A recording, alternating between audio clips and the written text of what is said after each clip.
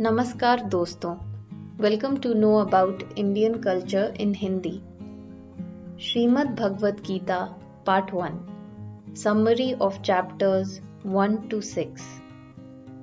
There are a total of 18 chapters in the Srimad Bhagavad Gita. The summary of chapters 1 to 6 is as follows. Shrimad Bhagavad Gita में कुल 18 अध्याय हैं। अध्याय 1 से 6 का सार इस प्रकार है। चैप्टर 1, अर्जुन विषाद योग। On the battlefield, Arjun sees the Kaurava army standing in front of him. His relatives, friends, teachers, etc. are in that army with whom he had to fight. Arjun is filled with grief and guilt, thinking, how can he kill them? He puts down his bow and asks his charioteer, Lord Shri Krishna, how can I fight with my people? Having said this, he sits on the seat of the chariot in a helpless posture. अध्याय 1, अर्जुन विषाद योग। युद्ध के मैदान में अर्जुन देखता है कि सामने कौरवों की सेना खड़ी है।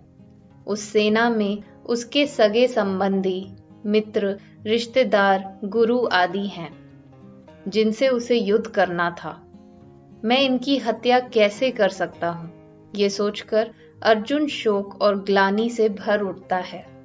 वो अपना धनुष नीचे रख देता है और अपने सारथी भगवान श्री कृष्ण से पूछता है, मैं अपने लोगों से कैसे युद्ध कर सकता हूँ? ये कहकर वो असहाय मुद्रा में रथ की गद्दी पर बैठ जाता है। चैप्टर 2, सांख्य योग। Shri Krishna tells Arjun that why do you worry in vain? The soul is immortal. It never dies. Only this body dies. This world and its people are not your creation. Why are you getting entangled in their love? Why are you mourning their loss? All of them are already dead and have been born many times. You have to fight this war only for the protection of dharma, righteousness. This is the duty of a Kshatriya. Hearing this, Arjun tells Shri Krishna that he still has many doubts in his mind, and he asks Shri Krishna to tell him everything in detail. अध्याय 2, सांख्य योग। श्री कृष्ण अर्जुन से कहते हैं कि क्यों व्यर्थ चिंता करते हो? आत्मा तो अजर अमर है, वो कभी नहीं मरती। सिर्फ ये शरीर मरता है। ये संसार और इसके लोग तुम्हारे बनाए हुए नहीं हैं। इनके मोह में क्यों बंध रहे हो? इनके खो जाने का क्यों शोक कर रहे हो? ये सब तो पहले ही मर चुके हैं और कई बार पैदा भी हो चुके हैं। तुम्हें सिर्फ धर्म की रक्षा के लिए ये युद्ध करना है। यही एक क्षत्रिय का कर्म है। ये सुनकर अर्जुन श्री कृष्ण से कहता है कि अभी भी उसके मन में बहुत से संशय हैं और उसे सब कुछ विस्तार से बताएं। Chapter 3, Karma Yoga. Shri Krishna says that, O Arjuna, everyone should do his or her duty in this world, but the fruit should not be desired. Work should be done without getting attached to anything, and that action should be done according to dharma. All actions should be dedicated to God. Even if you don't fight, that too will be an action. But this will increase the number of bad people on the earth, because of which sin will spread. That's why you give up your attachment and fight. This is your karma.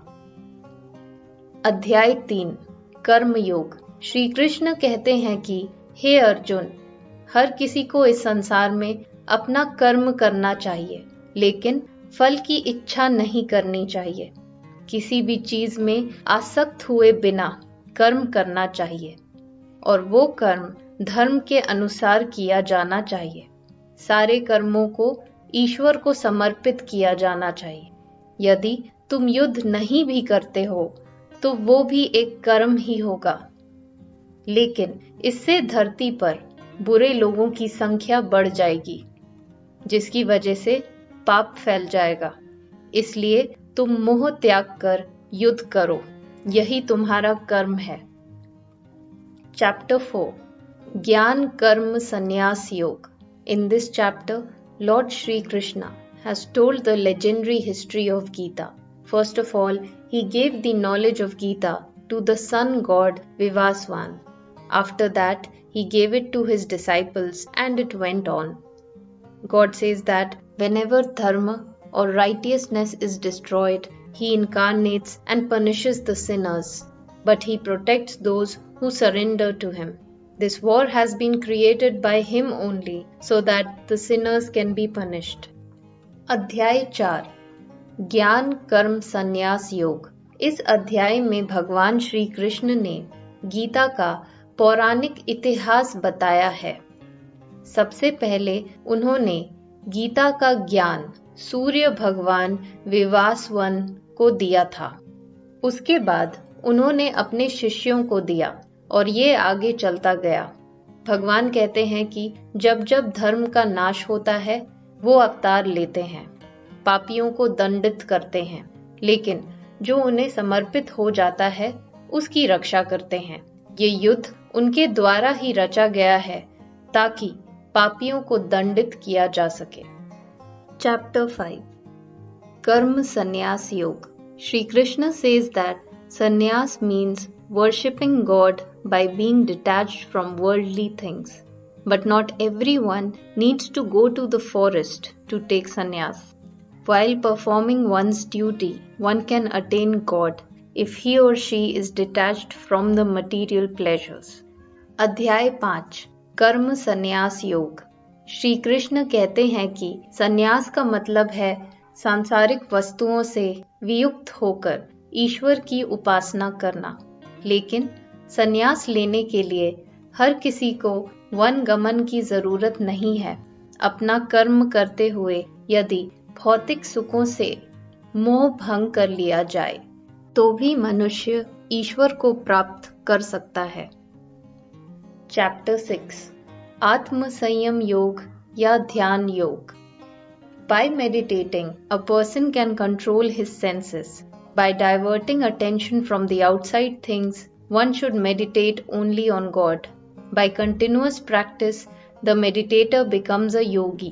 A yogi starts getting true happiness and is not worried or afraid of anything. He/she becomes devoted to God. The last stage of meditation is samadhi. After reaching this stage, the yogi sees or finds God. अध्याय 6 आत्म संयम योग या ध्यान योग। ध्यान करने से मनुष्य अपनी इंद्रियों पर काबू पा सकता है।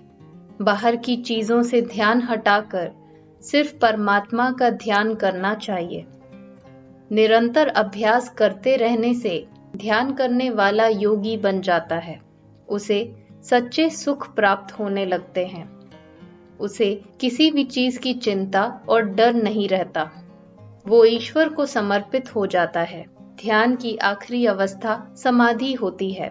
इस अवस्था में पहुंचकर योगी को ईश्वर के दर्शन होते हैं। I hope you liked this video. In part 2, we will be covering the summary of chapters 7 to 12. I'll see you next time. Thank you. मुझे उम्मीद है कि आपको ये वीडियो पसंद आया होगा। इस वीडियो के दूसरे भाग में हम अध्याय 7 से 12 का सार देखेंगे। फिर मिलेंगे। धन्यवाद।